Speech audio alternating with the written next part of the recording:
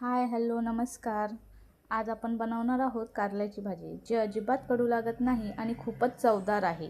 जर तुम्हाला कारला आवडत नसेल तर ही रेसिपी शेवटपर्यंत नक्की पहा, कारण या पद्धतीने भाजी करून तुम्ही आवडीने भाजी खाल. तर चला तर मग सुरुवात करूया. इथे मी कारलं आणि कांदा बारीक कापून घेतलेला आहे. इथे मी कारल्याचा कडवटपणा जायला हवा म्हणून आगळ टाकलेला आहे, मीठ टाकलं आहे आणि हळद टाकली आहे. त्याला चांगलं आपण मिक्स करून 10 मिनटे ठेवून देऊया. 10 मिनटं झाल्यानंतर कारलं चांगलं पिळून घ्यायचं आणि सर्व पाणी काढून घ्यायचं. आता इथे मी 2 मिरच्या, कढीपत्ता, खोबरं, कांदा आणि शेंगदाण्याचं कूट घेतलेलं आहे. बरं, कारल्याची भाजी तव्यामध्ये केली की खूप छान होते. तुमच्याकडेही तवा असेल तर तुम्ही नक्की तव्यामध्ये करा.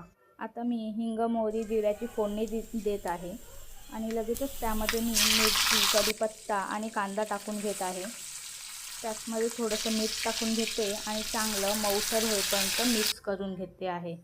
कांदा चांगला मऊसर झाला की त्यामध्ये आपण आलं लसूणची पेस्ट टाकून घेऊया. आलं लसूणची पेस्ट टाकून घेतल्यानंतर चांगलं त्याला मिक्स करायचं आहे, चांगलं परतवून घ्यायचं आहे. चांगलं परतवलं की भाजीला टेस्टही खूप चांगली येते. आता आपण मसाले टाकूया.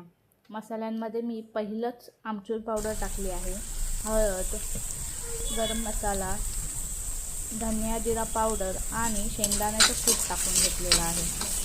आता इथे आपल्याला छान असं चांगलं परतवून घ्यायचं आहे आणि मग त्यामध्ये आपल्याला कांदा लसूण मसाला टाकायचा आहे.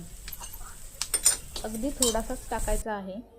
आणि आता इथे आपला मेन हिरो कारलं टाकून घ्यायचं आहे.